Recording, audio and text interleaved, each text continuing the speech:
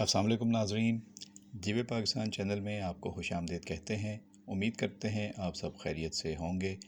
आज जीवे पाकिस्तान की इस वीडियो में हम आपसे बात करेंगे मोहब्बत और महंगाई ड्रामे के ताज़ा तरीन अपडेट्स की, जो आपका पसंदीदा और इंतहाई मशहूर ड्रामा है और इसे ना सिर्फ मुल्क बल्कि बैरून मुल्क भी काफ़ी पजीराई मिली है। और इस ड्रामे की कहानी में अब काफ़ी तेज़ी से ये कहानी मोड़ते हुए ऐसे मरहले पर आ गई है जहाँ शादियाँ भी हो रही हैं, नए रिश्ते भी जुड़ रहे हैं और पुरानी मोहब्बतें भी ज़िंदा हो रही हैं। लेकिन अब इंतकाम की आग में सब जल रहे हैं और समझ नहीं आ रही कि अब एक दूसरे का सामना कैसे करें। जी हाँ, हया ने शादी कर ली है शायान से और शायान उसको लेकर ससुराल पहुंच जाता है अपने। वहाँ सबको मिलवाता है हया से दुल्हन के रूप में। उसकी बहनें और उसका भाई देखकर सब हैरान रह जाते हैं। सुल्तान पर भी बिजली गिरती है जब उसे पता चलता है कि हया और शायान की शादी हो गई है। सितारा जी, सारा, परवान और सुल्तान और साथ साथ सोनू ये सब मंज़र देखते हैं तो ऐसे जैसे उनके पाँव से ज़मीन निकल गई हो। किसी को यकीन नहीं आ रहा था कि हया और शायान की शादी हो सकती है, लेकिन ये हो चुका था।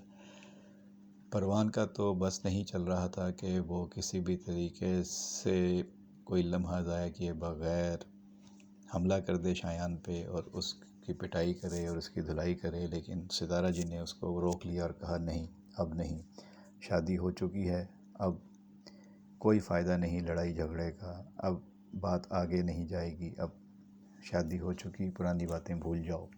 फिर वो हया से पूछती हैं कि हया तुम तो खुश हो? वो कहती हाँ मैं खुश हूँ। और हालात ही ऐसे बन गए थे, आप लोग मेरी बात सुन नहीं रहे थे, ना मैं आपको बता और समझा पा रही थी। जल्दी जल्दी में शादी हो गई। मैं तो चाहती हूँ कि ग्रैंड पार्टी हो जिसमें सब शरीक हों।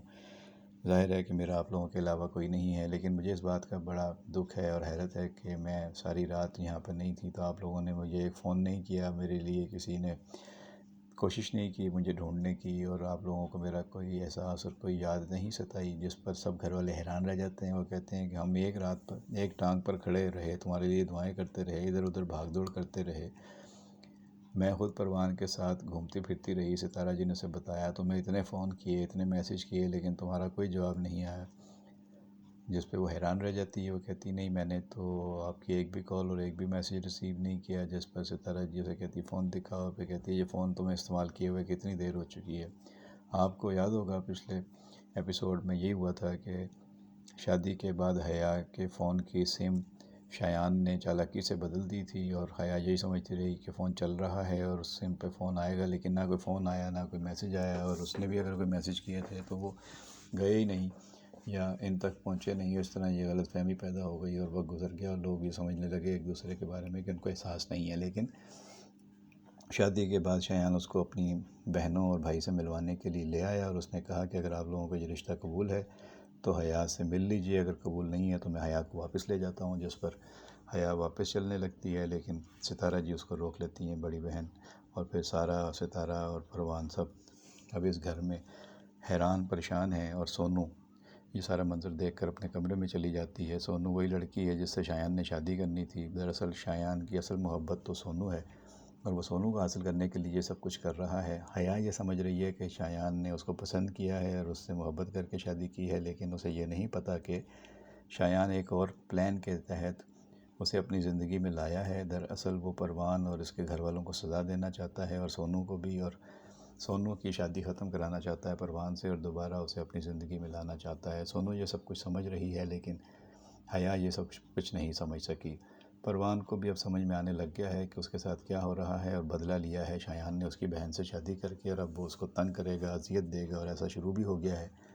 अपनी माँ के सामने शायान ने हया पर हाथ उठाया और उसको डांटा और उस पर गुस्सा हुआ, जिस पर उसकी माँ भी हैरान हो गई कि ये सब कुछ क्या है, तुम तो इसको बड़े चाव से मोहब्बत से शादी करके लाए हो, तो अब इस पर हाथ उठा रहे हो और गुस्सा कर रहे हो, ये सब कुछ क्या है। जिस पर शायान अपनी माँ को बताता है कि ये सारी शादी एक प्लान का हिस्सा है, और जब मैं आपको असल वजह बताऊंगा तो आपका गुस्सा भी ठंडा हो जाएगा। अभी माँ को ये नहीं पता कि शायान ने हया से शादी सिर्फ इसलिए की है कि वो परवान और उसके घर वालों को सज़ा दे सके और सोनू को दोबारा वहाँ से آزاد کروا کے اپنی زندگی میں شامل کر سکے۔ یہ سارا پلان ہے اس کا، لیکن یہ کامیاب ہوگا یا نہیں یہ آگے جا کے پتہ چلے گا۔ فی الحال حیا اور شایان کی شادی سے سب سے زیادہ دکھ سلطان کو ہوا ہے، جو حیا سے شادی کرنا چاہتا تھا، لیکن سارہ کو اب اپنا راستہ کلیئر نظر آئے گا، کیونکہ سارہ سلطان سے شادی کرنا چاہتی تھی اور حیا اس کے راستے میں رکاوٹ تھی۔